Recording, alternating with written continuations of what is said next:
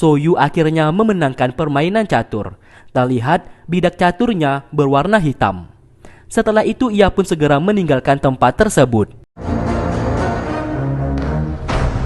Tian lalu membuka pintu keluar menggunakan kunci yang telah ia dapatkan. Namun sayang, robot itu kembali aktif dan menyerang. Tian yang sudah tertangkap meminta Goyu untuk segera keluar menyelamatkan dirinya. Goyu menjadi sangat panik.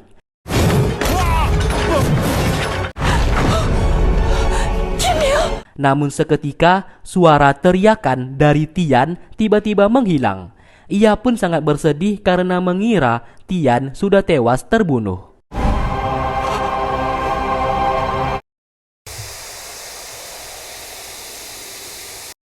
Di sana, Tian akhirnya pasrah kalau terbunuh oleh robot tersebut.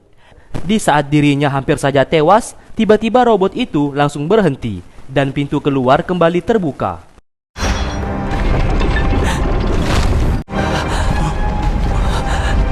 Mereka berdua pun berhasil selamat dan Goyu menjadi sangat senang karena ia kira ia akan kehilangan Tian untuk selama-lamanya. Sesaat, Tian merasa heran kenapa robot tersebut berhenti bergerak di saat dirinya sudah pasrah. Goyu menjawab, mungkin saja mesin mekanisme yang menggerakkan robot tersebut telah mendeteksi kalau Tian merupakan pahlawan. Karena seorang pahlawan akan mengorbankan dirinya untuk keselamatan orang lain. Tian lalu tersenyum dan ia memang akan melakukan apapun demi keselamatan Goyu.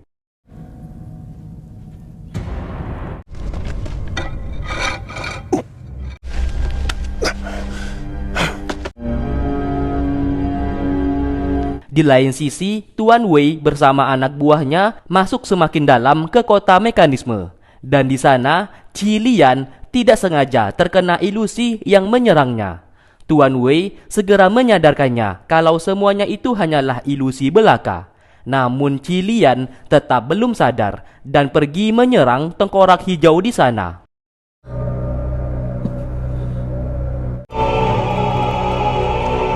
Bai mencoba mengejar namun dihentikan oleh Tuan Wei.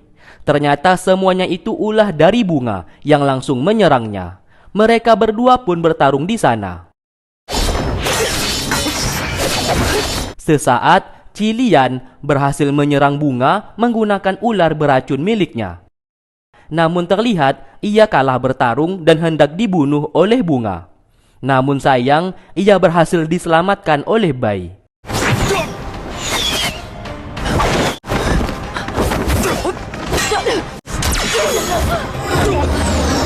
Di lain tempat, semua pasukan dibuat bingung karena mereka melihat terdapat dua orang guruban. Dari gestur wajah dan tubuh terlihat sama persis. Karena hal itu, mereka pun bingung yang mana guruban yang asli atau yang palsu. Kedua guruban itu lalu bertarung satu sama lain untuk membuktikan salah satu dari mereka adalah yang asli. Di lain sisi, Tuan Gong berhasil memasuki ruangan leluhur miliknya di kota mekanisme klan Mohis. Di sana terdapat mayat seseorang yang sudah menjadi tengkorak. Ia pun marah-marah kepada leluhurnya tersebut sambil berkata kalau seharusnya yang memiliki kota mekanisme dan menjadi pemimpin klan Mohis adalah dirinya. Tak lama kemudian, Goyu beserta Tian masuk ke sana. Melihat mereka berdua, Gong langsung menanyakan kunci tersebut. Tian menjawab kalau ia sudah mendapatkan kuncinya. Ia pun menjadi senang dan meminta Tian untuk segera masuk ke dalam sungai bawah tanah untuk menonaktifkan mesin mekanisme. Awalnya, Goyu memaksa Tian untuk tidak melakukan hal tersebut karena takut akan terjadi apa-apa kepadanya. Ia juga curiga kepada Tuan Gong seperti memiliki niat jahat. Tuan Gong di sana berkata apabila Tian berhasil menonaktifkan mesin mekanisme, maka kota mekanisme akan selamat dari serangan musuh di luar sana dan ia akan dianggap menjadi pahlawan. Mendengarkan hal tersebut, Tian langsung masuk ke dalam tanpa memikirkan resikonya. Goyu juga menyusul masuk ke sana.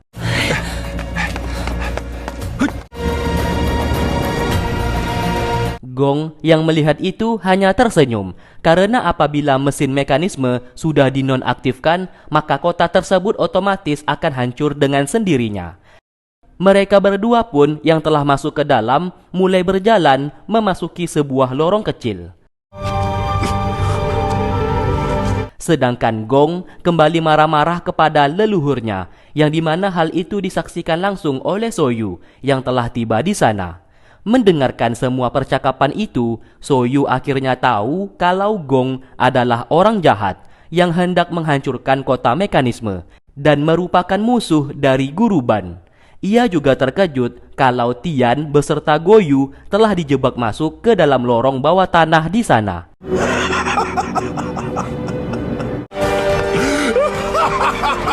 Setelah Gong pergi, Soyu segera masuk ke sana untuk menyelamatkan mereka sebelum semuanya terlambat. Akhirnya mereka menemukan sungai yang dimaksud. Tian segera nyebur ke dalam sungai tersebut tanpa mendengarkan larangan dari Goyu. Di sana memang benar banyak sekali mesin yang mengendalikan semua jebakan di kota mekanisme. Apabila tuas mesin dinonaktifkan, maka mesin jebakan otomatis berhenti dan hal tersebut tidak disadari oleh Tian. Untung saja Goyu dengan cepat menghentikannya dan segera membawanya naik lagi ke atas.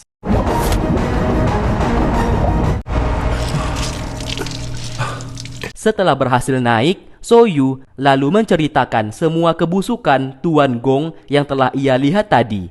Apabila Tian menarik tuasnya, maka bukan hanya mereka saja yang akan tewas, namun semua klan Mohis pasti akan binasa.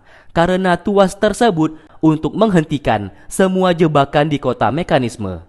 Tian menjadi sangat terkejut akan hal itu.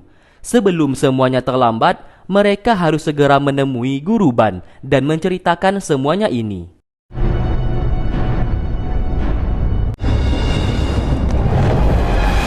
Sedangkan Cui yang sedang berjaga di pintu masuk bertemu dengan Tuan Wei. Ia pun hendak menyerangnya, namun sesaat dihentikan oleh Lukman yang bisa menghilang menggunakan jubah tembus pandang miliknya. Cui lalu dihentikan oleh Lukman supaya Tuan Wei bisa leluasa masuk ke dalam. Cui akhirnya kewalahan melawan Lukman yang bisa menghilang dan tak terlihat. Ia pun diserang secara diam-diam oleh Lukman dari segala arah.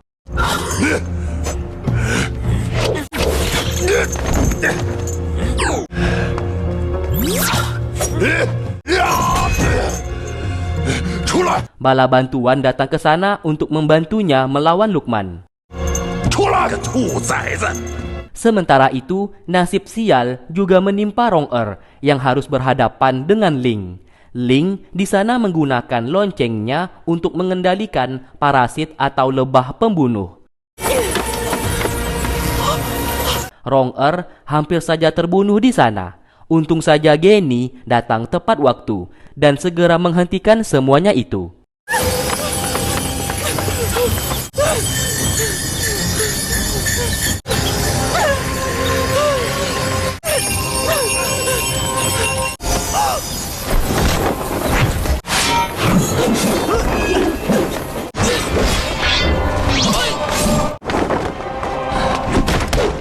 Lonceng pengendali parasit berhasil dihancurkan. Dan tiba-tiba semua hewan parasit justru menyerang Ling hingga ia tewas terbunuh.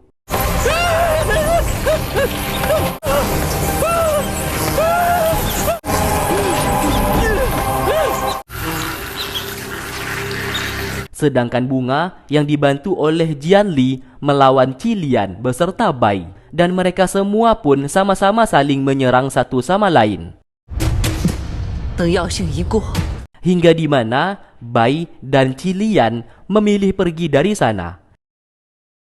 Sementara itu, Bunga menjadi lemah karena racun di tubuhnya sudah menyebar. 等百草丹的药性。 Jian Li tentu saja tidak ambil diam.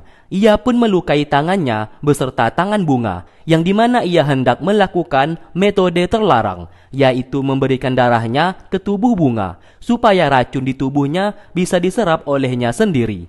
Hal itu ditentang keras oleh bunga, namun Jian Li tetap melakukan hal tersebut dan tidak peduli.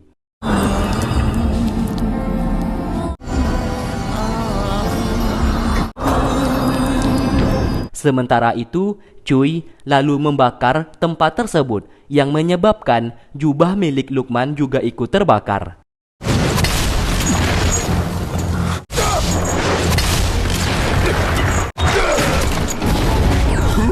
Tanpa ragu, Cui membelah tanah tersebut. Lukman yang tak bisa melakukan apa-apa terjatuh ke dalam sana dan bisa dipastikan ia pun akan tewas.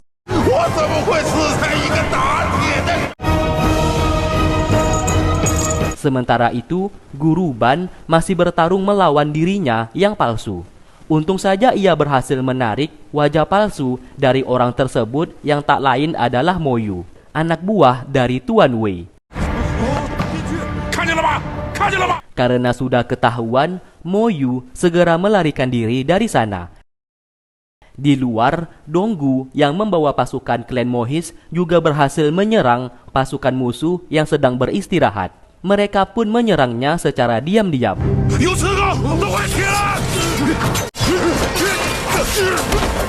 Tak lama kemudian, Tuan Jin telah kembali dan mengajak mereka semua untuk segera kembali ke kota mekanisme.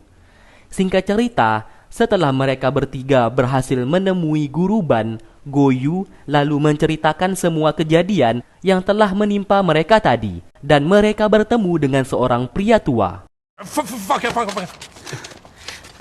Akhirnya, Guru Ban menyadari orang yang mereka temui itu adalah Tuan Gong, saudara seperguruannya waktu di klan Mohis di kota mekanisme tersebut, yang sama-sama menyukai mesin dan mekanik. Guru Ban lalu bercerita, di saat dulu ia sangat akrab dengan Tuan Gong, bahkan sudah seperti saudara. Namun suatu ketika, Tuan Gong sangat tertarik dengan ruangan terlarang di kota mekanisme dan memaksa ingin masuk. Hal itu sudah dicurigai oleh Tuan Jin.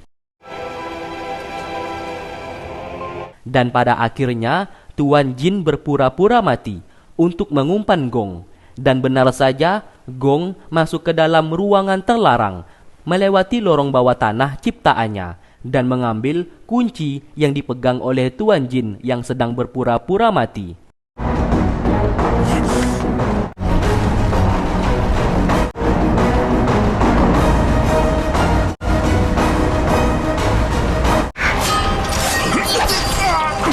Karena niat busuknya sudah ketahuan, maka dari itu ia pun pergi meninggalkan kota mekanisme. Namun sesaat, Gong terjatuh ke dalam jebakan mesin mekanisme, dan Guru Ban berusaha untuk menyelamatkannya. Namun sayang semuanya sia-sia, dan terlihat tangan Guru Ban menjadi terputus akibat terjepit.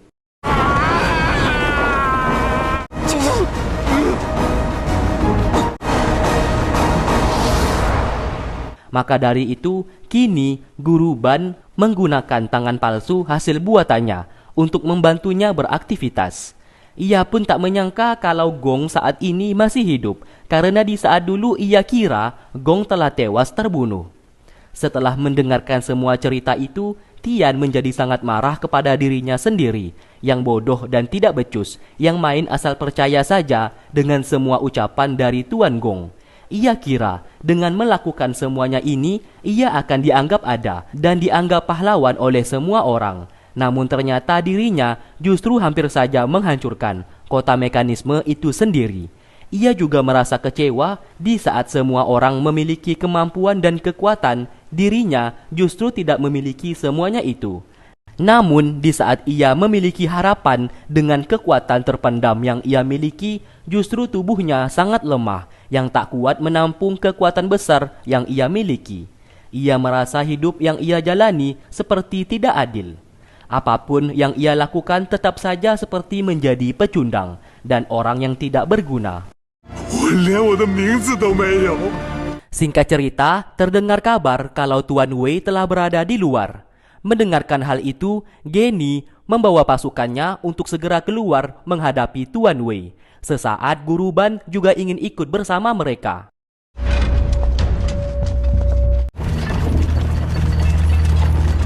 Tuan Wei yang mencoba menyerang dihentikan oleh Geni. Guru Ban menjadi sangat murka kepada Tuan Wei dan hendak menyerangnya.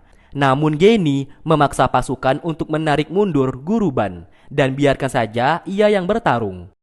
Geni sesaat bertanya alasan Tuan Wei kenapa kembali menyerangnya, padahal kemarin urusan mereka berdua telah selesai. Tuan Wei menjawab, ia akan melakukan apapun demi membangkitkan kembali klan 7 pembunuh, meskipun harus bertarung kembali dengannya. Alhasil mereka berdua pun bertarung satu sama lain.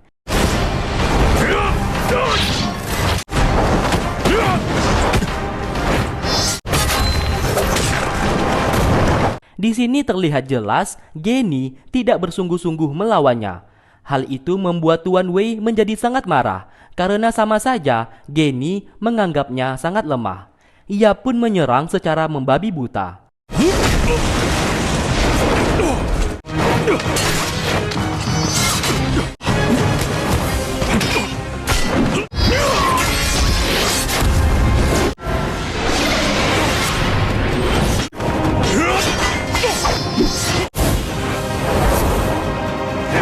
Geni yang terus bertahan membuat pedang yang ia gunakan menjadi patah terbelah dua.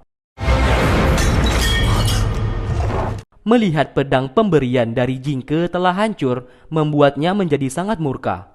Geni akhirnya mengeluarkan kekuatan yang sebenarnya, yaitu jurus 1000 pedang, yang membuat Tuan Wei langsung kalah telak dan tak berkutik sama sekali.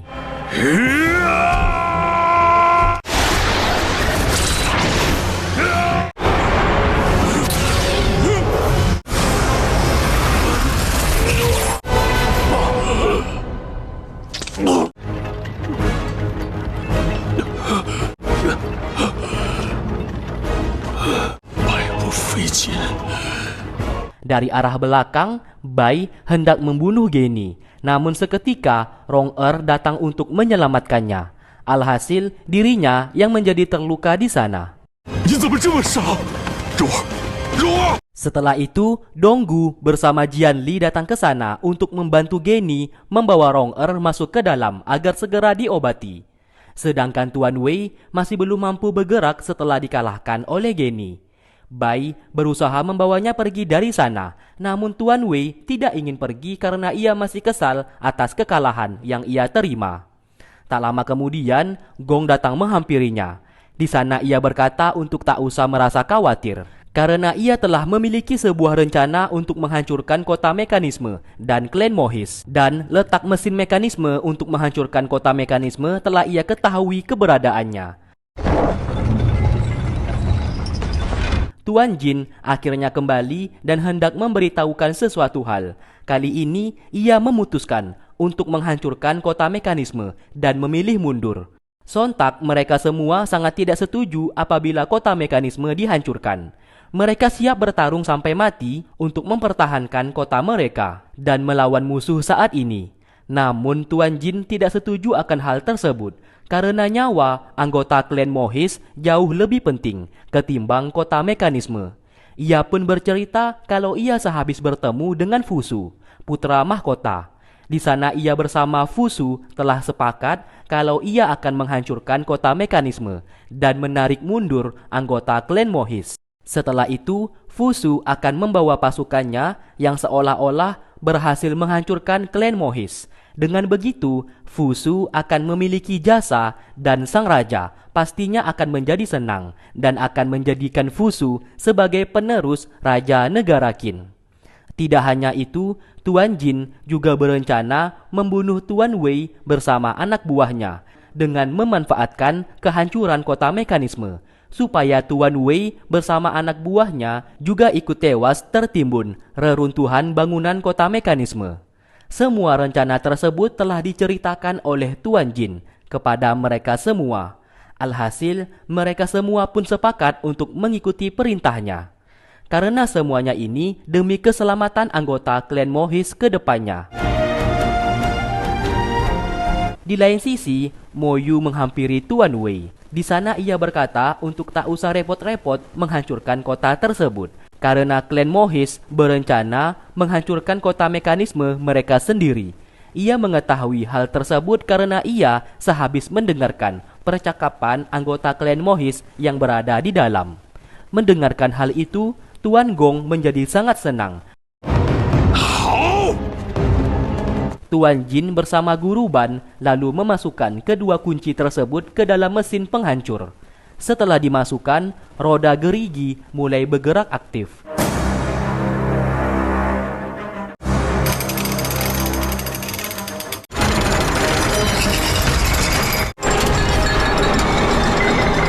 Dan seketika bangunan di sana mulai bergerak dan hendak hancur.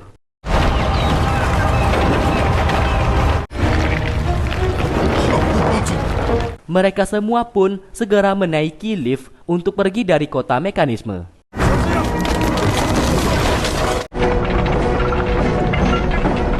Sedangkan Tuan Wei memasuki ruangan tersebut dan mendapati di sana sudah tidak ada siapa-siapa.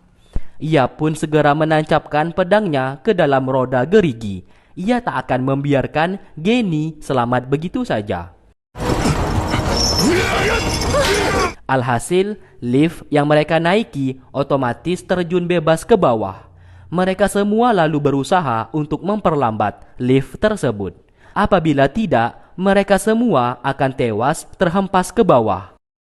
Tuan Wei sesaat terpental karena mesin penghancur itu meledak, yang membuat ia harus pingsan dan tak sadarkan diri. Lift yang mereka gunakan sesaat berhenti, karena roda gerigi penggerak lift itu telah rusak. Guru Ban berkata ada satu cara untuk menggerakkan kembali lift tersebut, yaitu dengan membuka sebuah pintu yang berada di dasar sungai, supaya air sungai menjadi surut, dan lift bisa bergerak kembali. Namun hal itu mustahil dilakukan, mengingat pintu tersebut memiliki berat 10.000 kilo dan mereka tak akan mungkin bisa menggerakkannya. Sesaat, Tian mulai sadar selama ini ia hanya menjadi beban untuk mereka semua. Satu-satunya orang yang memiliki kekuatan yang sangat besar di dalam tubuh adalah dirinya. Alhasil ia pun langsung terjun ke bawah.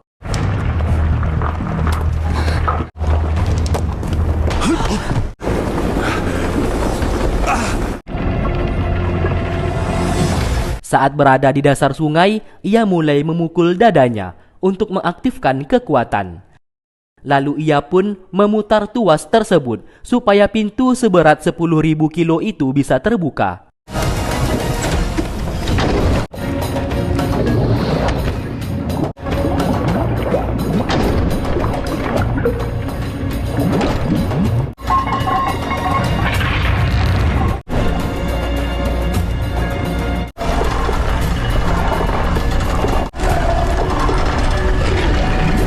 Setelah berhasil membukanya, ia pun kehabisan oksigen dan pingsan. Untung saja Geni bersama Soyu segera menyelamatkannya dan dibawa naik lagi ke atas. Lift akhirnya bergerak kembali secara perlahan dan mulai turun ke bawah.